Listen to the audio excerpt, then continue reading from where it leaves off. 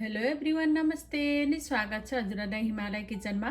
सधैँ जस्तै आज म फेरि आएको छु एकदमै मिठो एउटा रेसिपी लिएर। आज म बनाउँदैछु चाउचाउ र चिउराको खाजा। यसलाई सजिलो गरी मिठो गरी छिट्टै घरमा बनाउन सकिन्छ र यसको लागि मैले यहाँ कराई बसाएको छु। यसमा मैले 2 ठुलो चम्चा तेललाई तताउन राखेको छु र तेल तातिसकेको छ। अब मैले यसमा फेरि आधा सानो चम्चा जिरा,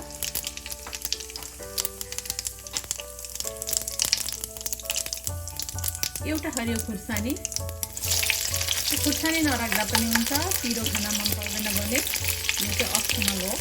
साइजको प्याजलाई यसरी काटेर दिएको यसलाई राखेँ।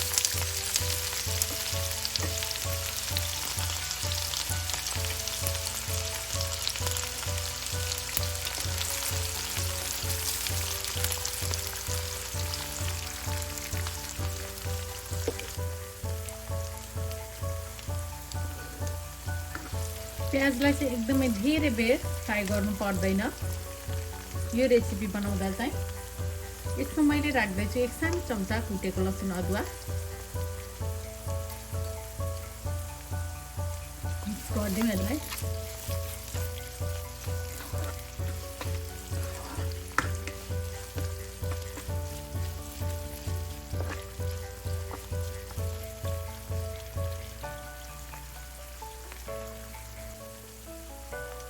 यति बेला मैले यसमा राखेँ 1/4 चम्चा कश्मिरी रातो खुर्सानीको धुलो।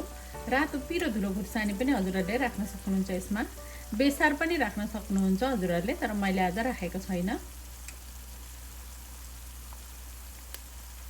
अब यति बेला मैले यसमा राखेँ 2वटा चाउचाउ। मैले चाहिँ 2टा मामा चाउचाउलाई लिएको छु। आफूसँग कुन चाउचाउ छ त्यही राख्दा हुन्छ। र मैले 2वटा चाउचाउको लागि एउटा चाउचाउ मसला राख्दैछु। हामी नुन पनि राख्दैछौँ यसमा, फेरि धेरै हुन्छ।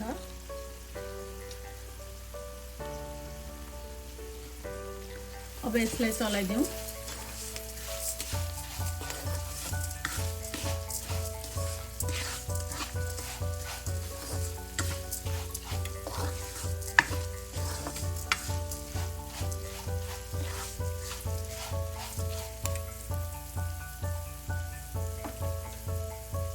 अब यसमा थोरै पानी राखिदिँदैछु म।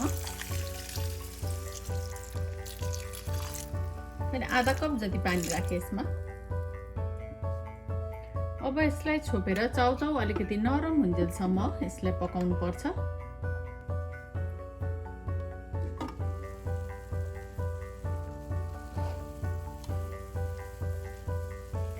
ल चाउचाउ चाहिँ लगभग पाकिसकेको छ, सफ्ट पनि भएको छ। अब यसलाई म यतिकै मिडियम हिटमा अरु 1-2 मिनेट यतिकै पकाउँछु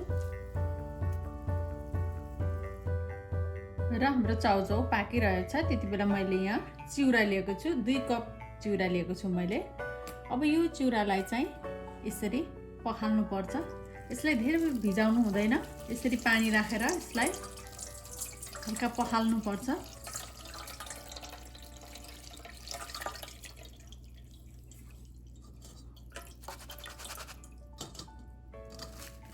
चलाइदिएँ मैले एकचोटि।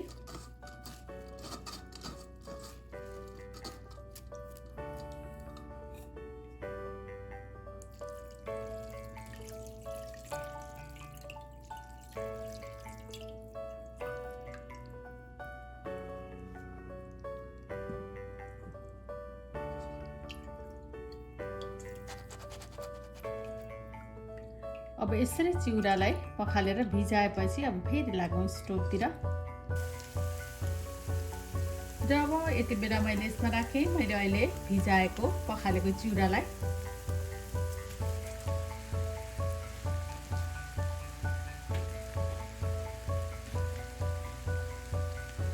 नुन राखेँ मैले आफ्नो स्वाद अनुसार थोरै।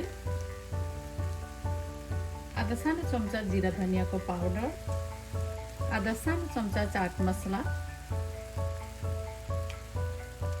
1 सानो चम्चा जति भिनेगर राखेँ मैले। हजुरहरूले कागतीको रस पनि यसमा राख्न सक्नुहुन्छ।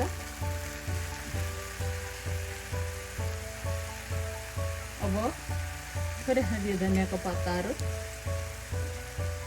अब यसलाई मिक्स गरिदिउँ।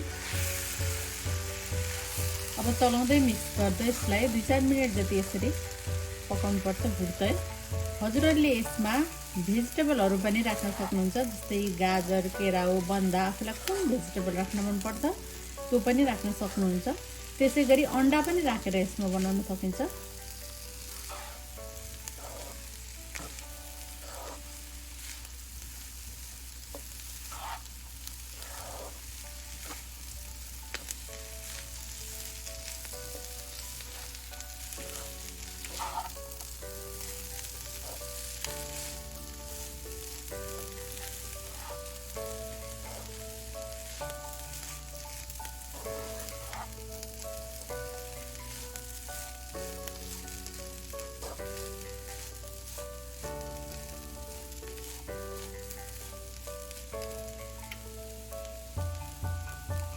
एकदमै मिठो गरी तयार भएको छ हाम्रो चाउचाउ र चिउराको खाजा। अब यसरी हजुरहरू पनि यसरी चाउचाउ र चिउराको खाजा बनाएर खानलाई अवश्य पनि ट्राई गर्नुहोला।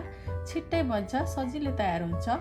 हस् त यो मिठो चाउचाउ चिउराको रेसिपी हजुरहरूलाई राम्रो लाग्यो भने हाम्रो भिडियोलाई लाइक, कमेन्ट, सेयर गरिदिनु होला। यस्तै रेसिपीहरूको लागि हाम्रो च्यानललाई सब्सक्राइब पनि गरिदिनु होला। सब्सक्राइब गरिसकेपछि नजिकैको नोटिफिकेसन बेललाई पनि अवश्य पनि क्लिक गरिदिनु होला। फेरि पनि यस्तै मिठो परिकारको रेसिपी लिएर आउने नै छु। हाम्रो भिडियो हेरिदिनु भएकोमा हजुरहरूलाई धेरै धेरै धन्यवाद।